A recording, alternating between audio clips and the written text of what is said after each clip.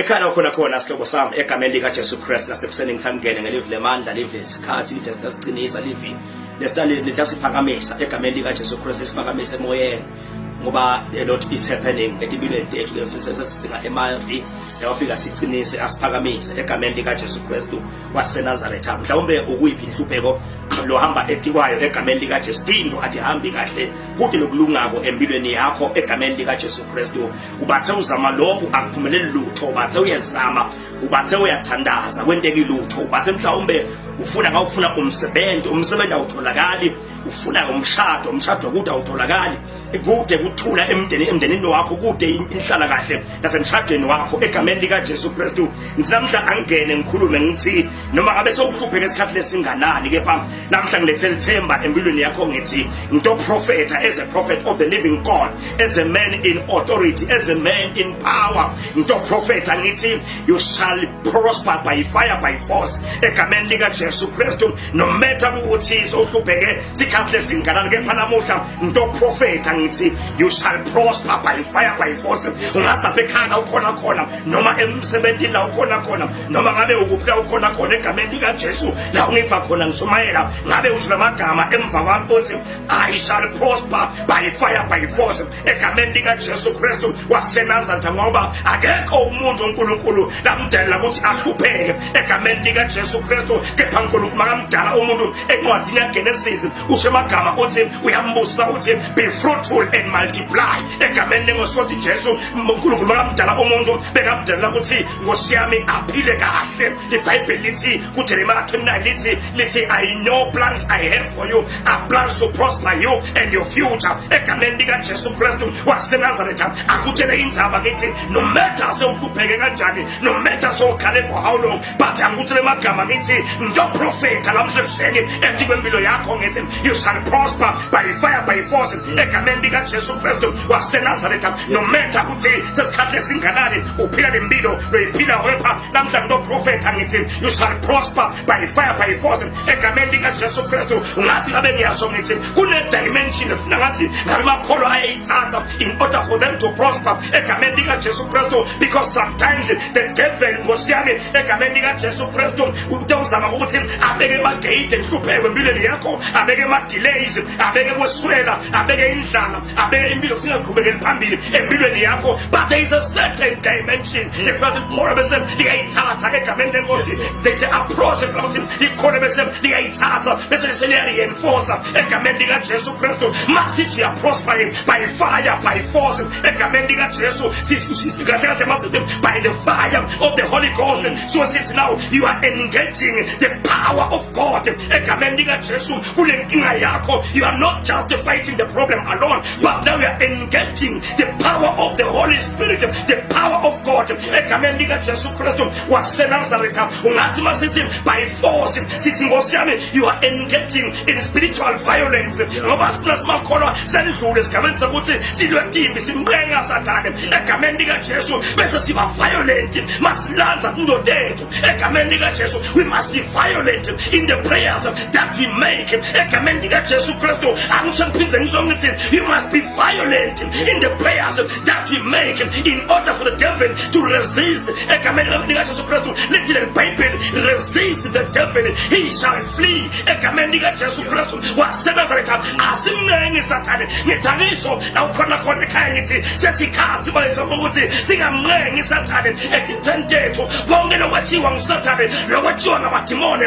lokwatshiwa ngabathakathi lokwatshiwa ngabasondayo siyakulanza ngendluzula asimncengi sathane asimncengi bathakathi egameni lika Jesu Kristu we are engaging in another dimension of prayer in the name of Jesus Christ sithi wena sathane valifla ngolongolo lokungekwethu kuyakithi egameni lika Jesu Kristu waseNazaretha la ukhona mbulo bekhaya egameni lika Jesu Kristu mthangisho lokuthi ukhona ngolongolo angitshela magama ngithi barriers of prosperity are real in life egameni lika Jesu Kristu there are barriers of prosperity kulelethina lethu uvimba ukuthi ungaphumeleli empilweni yakho egameni lika Jesu Kristu lamanye bayithatha kancane lenzaba these barriers are real but what I know is that all these barriers ngosiyami egameni lika Jesu Kristu they are defeatable egameni lenkosi. Noma ngaba khona ama barriers laba khona kepha they are defeatable. Ayinqobeka noma ayihlulekiseka egameni lika Jesu Kristu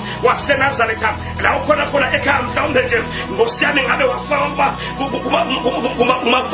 foundations ama altars egameni lenkosi, ngabe mhlawumbe wakhiwa ukuthi ngabe ulenzela ama generational delays empilweni yakho egameni lika Jesu Kristu waseNazaretha. Ngabe mhlawumbe unemadimoni ahlupha impilo yakho, ubathe uzama lokho akuphumeleli, ubathe uyenza uyakoshwa, ubathe uyagana uyaliwa egameni lenkosi, uthola umsebenzi uyaphela egameni lika Jesu Kristu waseNazaretha. Angisho ukuthi noma sekunjalo kepha Nkosi yami those barriers they are defeatable egameni lika Jesu Kristu waseNazaretha. Ngilapha ekhaya la ukhona khona, rise up and make a violent prayer egameni lika Jesu Kristu, and this prayer it will enforce your breakthrough egameni lika Jesu Kristu. And you must rise up and make a violent prayer, a prayer that will enforce your breakthrough. Angisho la ukhona khona ekhaya yembukelo wanduthanzekako egameni lika Jesu Kristu. Lo mkhulu lona uthi no matter kwaphumwa bani kepha namhla siyazabula ngegama lika Jesu, no matter kwavala bani kepha namhla siyavula ngegama lika Jesu, no matter kwafumwa apha ma altars kepha siyazabula ngegama lika Jesu, no matter kwathiwa soze kwenziwa kulo mndeni kepha siyavula ngegama lika Jesu. Uyahamba uyokwenza, no matter kwathiwa kulikhalile akusoze washadwa kepha sithi manje siya enforce, sithi siyavula uyashada ngegama lika Jesu waseNazaretha. Angishombukele ekhaya la ukhona khona Nkosi yami egameni lika Jesu ngithuka kusesaba athi umbhali waMateyu chapter number 11 verse number 24 uthi kusukela etikhathini kaJohane umbhaphathizi kuze kube ngulamuhla umbuso wezulu uyaphangwa, nalabo uphanga ngoba uhlwitha bayawuhlwitha egameni lika Jesu. Asengikutshela indzaba ngithi le tinto takho thikudzinga manje ukuthi umasaje sathane zihlwithe ngendluzula egameni lika Jesu Kristu. Le tinto lethethiwa takho akungadilanzi usoft kepha zihlwithe ngegama lika Jesu Kristu waseNazaretha. Abavalwa khona ngithi upgrade ilevel yakho yokuthandaza, make a violent prayer that will enforce your breakthrough egameni lika Jesu. No matter uvale bani, no matter ufunge bani, no matter ngoshiyani ngibani ohlele endleleni yakho yempumelelo, ngithi enforce your breakthrough egameni lika Jesu by making a violent prayer. Umthandazo longamnqenge sathane, longawanqenge amadimoni, umthandazo lovula lapho kuvalwe khona, umthandazo lodzabula lapho kukhumwe khona, umthandazo lodilitha indzaba ngeminyakanyaka egameni lenkosi. Ngithi namuhla mbukele ekhaya la ukhona khona ungabusatibulala kunemandla lakhona egameni lika Jesu Kristu. Ngathi abe ekhala ukhona khona ngabe uyavuka la ungeva mshumayela khona la udeclare amagama empilweni yakho, ngoba singabantu abatawukhuluma bakhuluma amagama empilweni yabo, ngoba iBhayibheli lithi encwadini Hebrews chapter 12 verse 29 lithi for our God is a consuming fire egameni lika Jesu Kristu. Your God that you worship is a consuming fire, and this fire can consume all the problems that are before you now in the name of Jesus Christ. And this consuming fire can consume every evil work of darkness. Whatever plan of the enemy, it can be consumed by the power of the Holy Spirit. Now rise up and declare, by fire, by force, I recover all that belongs to me. Rise up and say, by fire, by force, I recover all that belongs to me. Any power sitting on my wealth, somersault and die. Every power is sitting on my wealth, somersault and die. In the name and the blood of Jesus Christ, I break every ancestral covenant of poverty over my life. Declare I break every ancestral covenant of poverty over my life.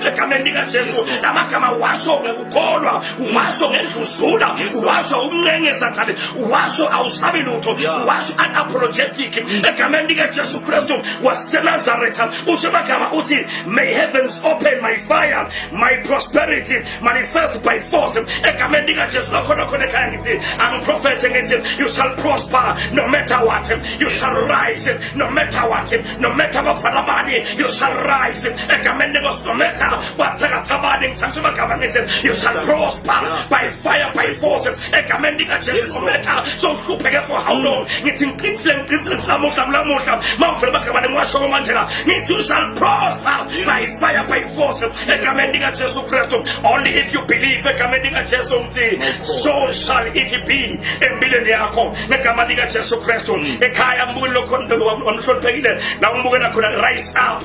Your prosperity is coming your way. In the mighty name of Jesus Christ. You shall cry no more. You shall lack no more. In the mighty name of Jesus Christ. For greater is the God that you worship than the enemy that is in the world. Egameni lika Jesu Kristu. Now khona mbukele mhloniphekile ekhaya. Usaphakama usavula ngathi uNkulunkulu akukhulekele. Nami uNkulunkulu ophila umbukeli ekhaya ngiyamkhulekela egameni lika Jesu, igama elinamandla. Ngiyathi uNkulunkulu ophila kososafarisha for a long time. Kepha namhla siyabonga nayi assurance los ngingalo ukuthi namhla we shall prosper no matter kwavala bani. uNkulunkulu ophila kosiyabonga nawa emavula mnazila kangalo sinetalo namhlanje umbukele ekhaya. Ngiyathi ukuthi atayishintsha impilo yakhe for the better. Mphakamise uNkulunkulu ekwadini wena umqinisa amathula acekako uyawendela buhle nokudumisa kwegama lika Jesu Kristu waseNazaretha. God bless you. Bakhona khona mbukeli wami ekhaya egameni lika Jesu Kristu ngumprofeti wakho lo ngifuna amadimoni welibandla le spiritual life at the prophetic church. Ngisho ukuthi ufuna ukukhona nathi sikhona njalo ngama Sundays kusukela ekuseni nga 10:30 till late. Utafuna kumbona umprofeti for counseling and one-on-one and prophecy for and deliverance ukhona njalo ngalesithathu ngemgcibelo uyaqala nga 11 ekuseni till late egameni lenkosi. Utafuna kumshayela ama-numbers akhe akhona MTN 76357474 kanike sasimopa lakhe uthi 79490106 la khona ke mbukele umekhaya. Ngiyakuthanda kakhulu kaSinkulunkulu asezulwini angaphakamisa egameni lika Jesu Kristu. Sithi ke manje hashtag we are repossessing in Jesus mighty name. May God bless you ekhaya. I love you all. Bye bye.